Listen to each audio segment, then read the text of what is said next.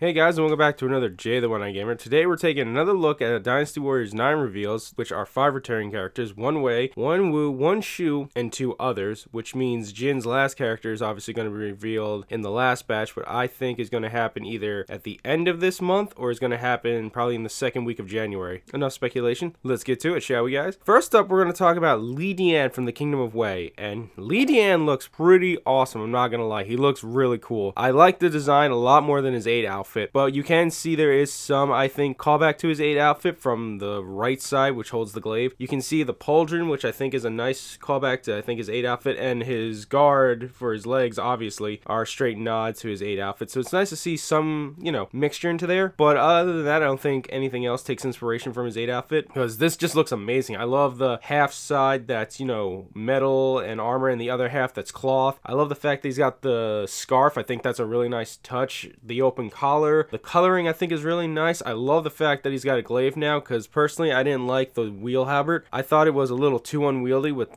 some of the charge attacks, and I thought some of the movesaws weren't that great for him. But I hope the glaive is called Blue Wyvern when it's like localized, because I think that's a great opportunity to bring it back, the weapon's name at least. I would say he looks really good. The face looks amazing. The hair I think really fits the character model. I like the color scheme of black with dark blue. I think it looks really nice. And hopefully, since we know that the glaive is going to be just like Guan Yu's moveset, hopefully that means he'll be fun to play, at least from my perspective. If you like Li Dian, that's awesome. Like, you know, my opinion doesn't matter on that regard, but I just found his wheel weapon a little hard to handle in 8. I also can't wait to see what movesaws he'll get, because they're going to have to, I think, change some of them, because most of it revolved around, obviously, throwing the wheels off the halberd and then using that in the combo, so it's going to be interesting to see what new musao designs they give him. But all in all, for Li Dian, I'm going to give this an A. I think it's a really good outfit. I think it's a really good reveal for him, and it actually makes me want to try him out when the game comes out in February. So good job, Koi. A character I didn't really have an interest to play. I'm really looking forward to trying him out now, and that I think is the whole purpose of these reveals and the new designs, and I think they're going in the right direction. Next, let's go to the Kingdom of Wu, and this time we have Lu Su returning. First of all, let me state, I did not think he was going to get the rake back. Like, I didn't think that was going to happen at all. I didn't think that weapon was going to come back at all, because I thought they wanted to keep it more realistic. But, you know, at this point, it sounds like they're just adding weapons whatever they want, so I don't think the realism argument can be brought up anymore. Right, guys? But anyway, it is good to see the rake come back. I'm glad that he gets to get a unique weapon. I don't know if it's going to be its own unique weapon, or if it's going to be a clone of a different weapon, but I don't know what it would be a clone of. I don't think it would be a clone of a spear. I don't think it'd be the clone of a quarterstaff. At least I don't think it will be. I think he'll have his own unique moveset back, so that's interesting. But also, to move away from that, let's talk about the outfit, obviously. The outfit, I don't think pulls any inspiration from his 8 iteration, because 8 was more, he was more robe, more like a strategist. It was more, I guess, traditional wear, if you want to say that. This, he is kind of robe-ish, like with the cloth and everything, but I feel like it's not as much as it was in Dynasty Warriors 8, if that makes any kind of sense. I feel like he's less strategist-like in this, as in, like, the robes aren't as, like, accentuated as they were in Dynasty Warriors 8, because in Dynasty Warriors 8 you could clearly tell he was a strategist. This, it looks like he's got some strategist elements with the long sleeves and the more cloth look, but I feel like it's not as heavily emphasized as it was in Dynasty Warriors 8. Or that could be wrong, but that's just my opinion of how he looks. I like this design actually a lot more than his Dynasty Warriors 8 outfit. I think it looks great on him. I love the little back cape he gets. I love the little half skirt. I love the fact that he got gold leg guards that come up to about the knees. I think that looks great. I love the coloring of it. You got some white, light red, dark red, and some, I want to say gold, but I don't think that's gold. I think that's more brass, but I think it's really great. All in all, I'm going to say Lu Su looks really good. I think this is his best outfit. Again, we only have 8 to go back on, but I think this is a better outfit in my opinion than 8. I'm also really happy he gets to keep the rake, because like I said, I honestly didn't think he was going to have it. I thought he was either going to get a sword of some kind, or he was going to get the bow staff. Those were my 2 predictions, and I'm glad I was wrong, because it's really nice to see that Koei's still willing to add some weapons that I don't think are realistic in their mind, which I don't think the rake is realistic as a weapon, but I don't think that argument kind of keeps holding validity as we go on. And of course, we know there's going to be a season pass for this, which is going to include additional scenarios, costumes, and I think what we all want are weapons. So that's going to be interesting to see what weapons we get to see in that DLC pack. But moving along, Lusu A. I think it's really great. I like the design, and I think he's going to be fun to play with the rake, because honestly, I don't know if they're going to make its own moveset or it might be a clone, but we'll have to wait and see him in action. Alright, next up is Shu. And in Shu, we're talking about the veteran warrior Huang Zhong. And I think, funny enough, I think he is the oldest member of the cast. Not like in terms of, you know, legacy, like he's been in all the games. It's chronology. Like, I think in history and in the Chronicle modes at least, they acknowledge that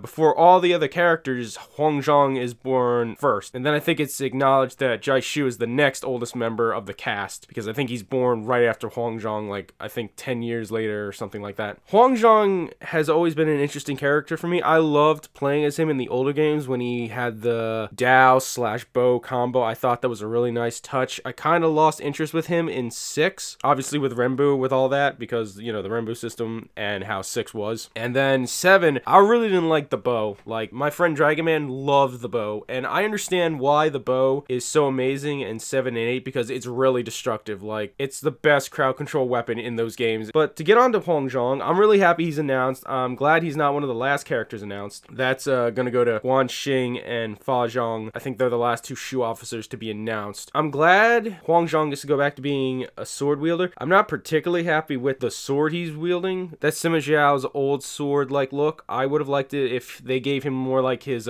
older Dao look from, like, you know, 3, 4, and 5, where it looked more like a machete of some kind, if that's how it looked to you guys. That's how it always looked to me, but I would have liked if they went back to that kind of sword to give him as a nice little nod, you know, to his older iterations. But that's just me. Like I said though, I am happy he gets to go back to being a sword wielder. Outfit wise, I don't think this pulls inspiration from any specific outfit at all. I've never seen him with a dragon pauldron. He doesn't usually wear armor of some kind. It's never usually gold either. All in all, I do like the outfit. I love the green, the gold, the black, I think that is, on his pants. I think it looks really nice. I love the helmet. I've always liked him with the helmet as opposed to not having a helmet, so I'm happy about that personally. He looks really great. That beard looks awesome, and I'm just happy that he got revealed, and I'm looking forward to trying him out again with the Dao. So hopefully, and his Musou will probably also include his bow of some kind, which we saw with Jaha Yuan's gameplay video, if you guys have seen that. All in all, I'm looking forward to Huang Zhong. He, like I said, has been one of my favorite Shu officers when he's had the sword, and I'll give this outfit an A+.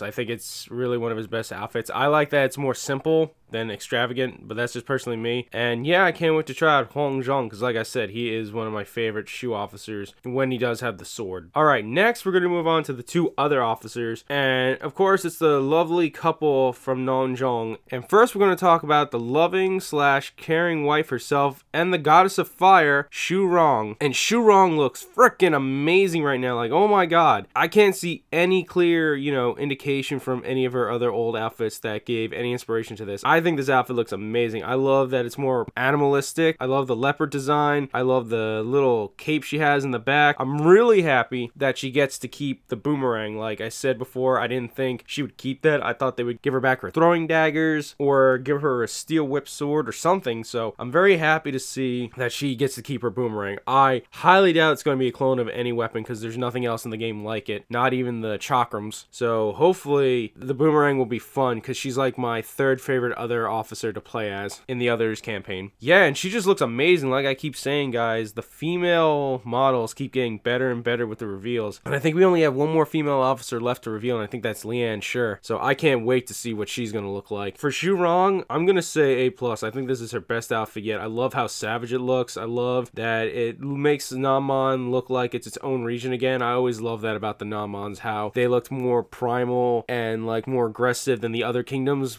I really enjoyed that was like a separate thing that was part of the games, and it made that faction feel unique. So I'm really happy to see how she looks. I'm really happy that she has the boomerang back, and like I said, this outfit looks great, and I cannot wait to try her out in Dynasty Warriors 9. I think she's going to be great, and she's going to play well too. And then last but not least, we have her husband, the great king of Namon himself, the one and only Banquo. And Banquo looks freaking crazy. If I had to say anything about his outfit, I would say the design probably harkens back to like his Dynasty Warriors 4 outfit. Yeah, Dynasty Warriors 4 outfit I think looks the best on him, or where I think they pulled the most reference from, with the chain going through his chest, the leopard skin colored. Well, the leopard skin color I think is more the alternative outfit. Everything else about that, the headdress I think is unique itself. I love the color pattern on it. It's mostly like goldish with fur, and I think that looks really good on him. His beard looks really good also, and his gauntlets are back, because to be fair, when we saw Ding Fong with the gauntlets, I'm pretty sure we all knew Banquo was going to get his gauntlets back, which I think is a good idea. I love the fact that it's not going like the super buff route of 6. It's more taking that in-between look where he's not really fat, but he's like more muscular, but he's not, you know, super defined with like a 6-pack. And I'm really looking forward to him. He's never been truly one of my favorites to play as, but you know, he looks really great, and I cannot wait to see what he looks like in game. I wonder if you can visit him at any point in the game with the open world system, if you could like get to Namon and then you're able to like talk with him and Rong. I wonder how the Namon campaign is gonna be, if that's a chapter. Will that get 7 battles itself? I don't know. It's gonna be interesting to see when the game comes out and how this all plays together. But for Banquo, I'm gonna give him an A+.